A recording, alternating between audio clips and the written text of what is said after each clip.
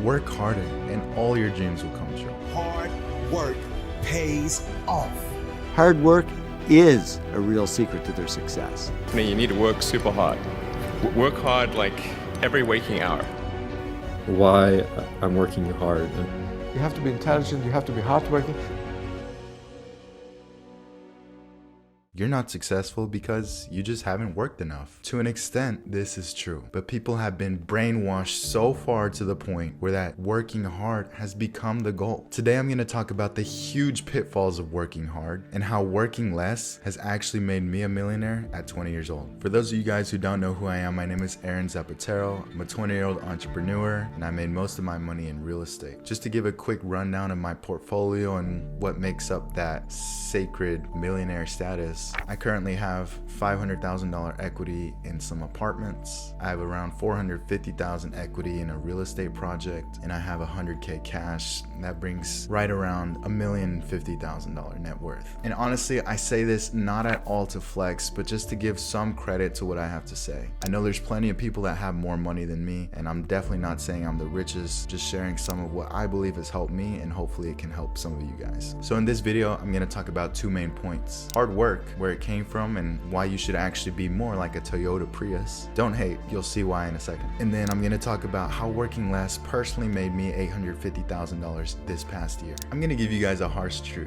If Elon Musk's net worth was GDP, he would be in the wealthiest 50 countries. Now, do you really think that Elon Musk by himself is working harder than an entire country? The average country has 40 million people. Elon Musk has 24 hours in a day. If every person from the country only worked 1 hour, they would have 40 million hours. There is no way that Elon Musk on his own can work harder than an entire country. Something isn't adding up. The amount of hours that you put towards something has way less correlation than most people think towards actually getting something done. And so, where did this poor mentality come from? Let's look at history. In 1913, Henry Ford created the assembly line, and this is what actually led the United States into an industrial revolution. Throughout the 1900s, millions of jobs were created, and millions of people were working in these assembly lines. And so, because millions of people had these jobs, and they were all similar jobs offering similar wages, there was a very tight correlation between how much someone worked and how much someone earned. And in fact, if you made a chart of this, it was pretty linear. The more you worked, the more you earned. And so, looking at someone else, you could easily estimate how much they made based off of how much they worked. And so, someone who was working 80 hours usually made double someone that was making 40 hours because of this tight linear correlation. The problem is that the economy has shifted dramatically in the past 100 years, yet people continue this same line of thought. They interchange the concepts of earning and working hard. And working hard used to just be the cost of earning money. But now we've been brainwashed to believe that this is actually the goal. And so we've confused the process as the goal, because the goal is not to work more. The goal is simply to earn more. And so I like to give an example like this, and I actually tell people this is why you should be more like a Toyota Prius. Now let's look at it in this example. Let's say we have engineer Guy, and then we have engineer Bob, who works at Toyota. Now they've been tasked with making a car that has a long driving range. Let's look at Guy. So Guy reasons to himself that cars run off of gas, and if I were to just try to fit more gas into this car, then the car will go further. And so he creates a big frame and makes a big truck, and he can fit 50 gallons of gas onto this truck. But because the truck's so big, it only gets 10 miles per gallon. And so let's assume that each gallon of gas is $4. So to fill up the truck, it costs him $200 to go 500 miles. Now let's look at Bob, who works at Toyota. Now Toyota knows that the goal is to go further, but the goal isn't to only increase inputs. So Bob says, let's focus our attention on engineering and making a car that's fuel efficient. And if we do that, we actually don't need to fit that much gas onto the car. So they only put an 11-gallon tank onto the car. And so to fill up, it only cost them $44.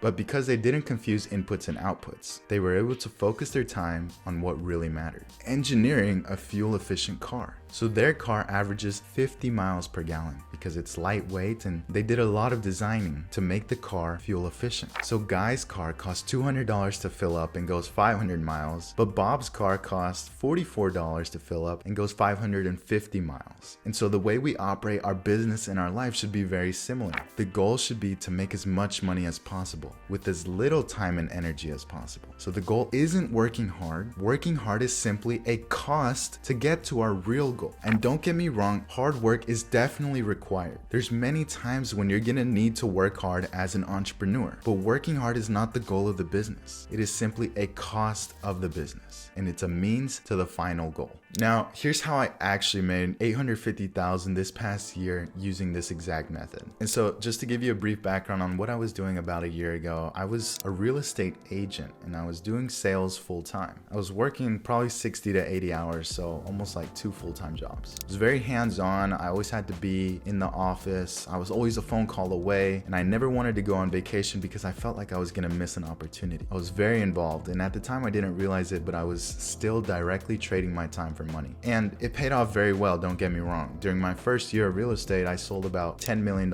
in real estate. And from that, I earned around $250,000 in commissions, which, being honest, is very good for a new real estate agent. At this point, I had still known long-term that I didn't think I wanted to be a realtor forever, and I wanted to go more into the investment side of real estate. So throughout this time, I was still investing in myself and my knowledge and learning about everything in the investment world for real estate. That included learning about different asset classes, acquisition, financing, management, marketing, etc. And the reason I was looking into these investments was because I realized that as long as my primary source of earned income or active income, meaning that it had a direct correlation to my time, then I would always be a slave to my job. And although I was making a lot, I never wanted to be a slave to my job, but I had done that without even realizing it. And so after my first real estate sale, I actually used that money to put as a down payment on my first duplex. And going through that entire process, I learned a lot. And so the next time, as I sold more, I ended up buying 3 more duplexes later that year, and that was late 2020. And so I became a wizard at Google Sheets, and I realized that if I raised rents, I could increase the valuation by this much, and that's exactly what I ended up doing. So I raised the rents, increased the valuation, and then I leveraged that newfound equity into buying a 6-plex with $0 down. And that 6-plex was on the same street. I know I'm going over a lot of details, but if you want to see a detailed breakdown of how I did this, leave a comment down below. So at this point, I had 4 duplexes and 1 6-plex, which was 14 units. And I was very happy. I was 19 years old, so to me, I was extremely accomplished. I continued in real estate sales, and that was taking up most of my time. The investments were something that I looked at on the side after my clients. And so what I realized was that I could actually sell the first duplex that I bought and use the proceeds to do what's called a 1031, so that I would pay 0 taxes on the capital gains, use that as a down payment, and buy another 6-plex on the same street. And so now I had sold 1 duplex, I had 3 duplexes left and 2 6-plexes, and I had 18 apartment units. And I was doing really well in this, and I was really pleased with where I was going. But as I began to think about what the future held for me, I ran into some scary math. So I had a decision to make. I could double down as a real estate agent, invest in creating systems, a funnel, team, hiring employees, assistants, or I could try going all in on the investment side. I could try refinancing some of my apartments, leveraging more, buying something else, fixing, increasing valuations somehow. But I knew that I probably shouldn't split my time into both. And so I started doing some math. And back to the first year, I had made $250,000 from selling $10 million in real estate. I knew that the market was good, and I knew it was too good, and that it was most likely going to head into a recession. And so I made some basic assumptions. We're going into a recession. Real estate sales will most likely decline by 50%, which they're well on their way to doing that. That would bring my total sales to $5 million a year. But since I'm a year into it, more experience, I'm more skilled, maybe I can double my production. So that would bring my total production back to 10 million. And I assume that maybe in the next year I could make the same amount if I had put everything into being a real estate agent. But then I took a look at my real estate investments. Those had been paying me $5,000 net a month without me having to do anything after the fact.